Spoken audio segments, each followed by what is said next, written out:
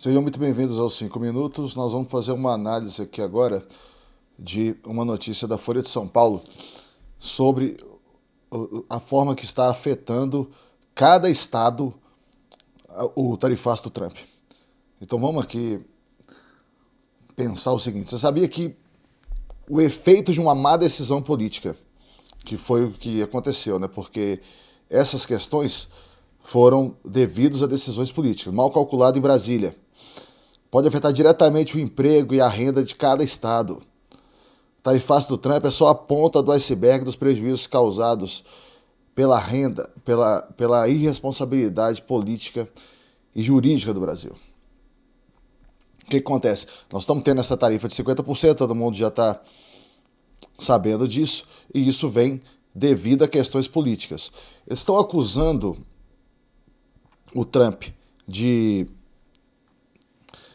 tomar decisões econômicas baseado em questões políticas, mas quem é a causa de tudo, de todas essas questões políticas, é o Brasil. É lógico que, particularmente, eu sou contra a questão das tarifas, mas não tem como você também fechar os olhos para tudo que está acontecendo no país em termos políticos e como isso pode afetar a questão econômica.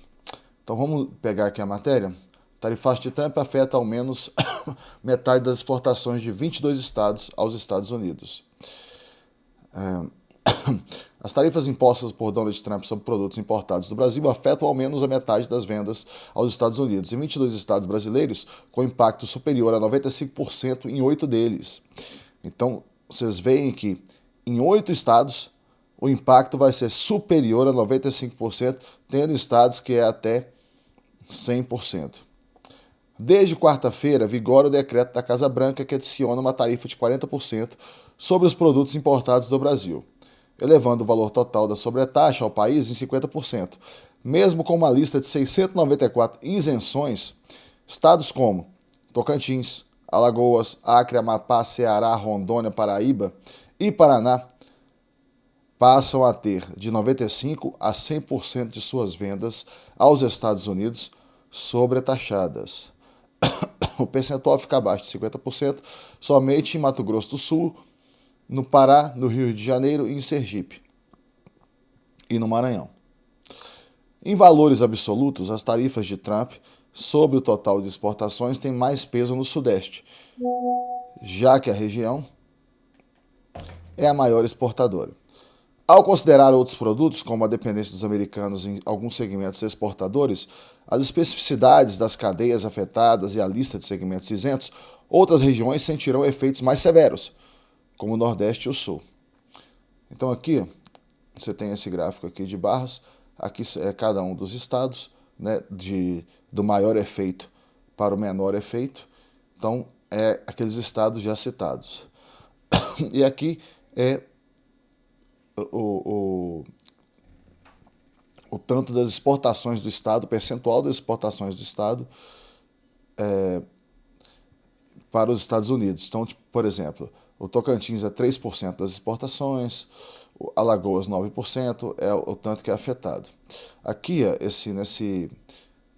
nesse gráfico, nesse mapa do Brasil aqui, mostra mais claramente ainda, tá vendo? E aqui tem o valor em reais, não em dólares, mito. O valor em dólares de quanto que é as exportações. Quanto mais azul escuro está o estado, maior é o impacto. Então tá vendo? 312 milhões de exportações no Goiás, 74 milhões no Tocantins. Então se você for olhar até pouco, né? Mas por exemplo, Minas Gerais, quase 3 bilhões. São Paulo, quase 8 bilhões. Então, realmente, não dá para você minimizar. E sem falar uma questão, aqui no Brasil, que a nossa economia já está de uma forma muito ruim, ela não está no momento bom, qualquer impacto já é prejudicial. Então a gente tem que pensar nessa questão, como que uma questão da decisão política afeta isso, né? Como a irresponsabilidade, que o Brasil, a gente é tratado politicamente pelos nossos governantes como se a gente fosse uma espécie de fazenda, né? Eles querem arrecadar o máximo possível. Não é à toa que eu trago para vocês aqui constantemente os vídeos do impostômetro mostrando essa realidade. Então, o que acontece? A gente tem uma insegurança jurídica enorme aqui no Brasil. É um país que, infelizmente, você não tem o respeito aos contratos. Você tem um governo, por exemplo, do presidente Lula, que está tratando os Estados Unidos com bravatas, com provocações. Lula está jogando só para a plateia. Em momento nenhum ele está tomando decisões para tentar negociar. Porque quando você vai tentar negociar, por exemplo, com um país que é muito mais poderoso do que você, que é o caso dos Estados Unidos, que a economia é mais de 10 vezes maior do que a economia brasileira e que alguns estados têm a economia maior do que a economia brasileira inteira, como é que você deveria fazer? Você vai lá, tenta conversar, você não tem carta para conversar, você não tem carta para negociar, você vai lá, conversa, tenta chegar em algum acordo, tenta oferecer alguma coisa, mesmo que seja difícil. Por exemplo, essa questão da regulação das Big Techs. Lula poderia ter falado sobre isso e tentado eliminar isso do jogo. Poderia ter tentado retirar isso da pauta 100%, mas não. Ele tem uma fissura, uma loucura com a regulação das Big Techs. Ele quer regular de qualquer jeito e, na verdade, na prática, por que acontece isso? Ele quer fazer essa regulação porque ele sabe que, para a esquerda, só é possível ganhar as eleições regulando as Big Techs. A verdade é essa, por quê? Porque dentro do debate político normal, está se tornando cada vez mais impossível para a esquerda ganhar as eleições, porque a esquerda não consegue vencer através do diálogo. Eles estão sendo obrigados a vencer através da força, porque a regulação das Big Techs nada mais é do que uma questão violenta. É a imposição da violência, é calar as pessoas. E eles estão percebendo que eles não conseguem ganhar as eleições mais. Isso está acontecendo não só no Brasil, mas em diversos países. Vide a Europa. Estão percebendo que eles não conseguem mais ganhar as eleições através dos argumentos, e isso devido a quê? A que os argumentos deles são fracos. Eles não têm argumentos realmente de valor. Olha, como é que nós vamos resolver a questão econômica? Ah, nós vamos taxar os super ricos, nós vamos fazer, por exemplo, igual a gente falou no vídeo de ontem, nós vamos fazer aquela questão do subsídio da energia elétrica, aí eu vou baratear a energia elétrica aqui para uma parte da população, mas aí o restante da população vai pagar a energia elétrica, aí eu vou criar subsídios aqui, vou criar formas de tornar mais baratos serviços, mas aí eu vou cobrar isso através de impressão de dinheiro e de geração de inflação. E aí, no final, o imposto inflacionário vai arrebentar o cidadão muito mais.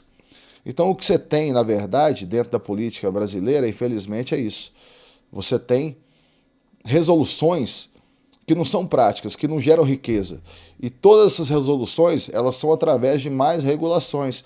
E como são através de mais regulações, o que acaba afetando é na questão da diminuição da livre iniciativa e do empreendedorismo. Então, com isso tudo, o que você tem é uma diminuição das atividades empreendedoras e aí você tem uma diminuição da atividade econômica geral do país. Com isso tudo, você tem menos riqueza para a população. E aí fica igual estava a população da Argentina agora, vivendo de subsídio, vivendo de favorzinho do governo. Só tem que a conta vai chegando cada vez mais e a gente já está pagando essa conta. E não tem como você fugir disso. Então, a análise de cada estado era essa. A Folha de São Paulo está nisso aí, mas ninguém fala das negociações do Lula.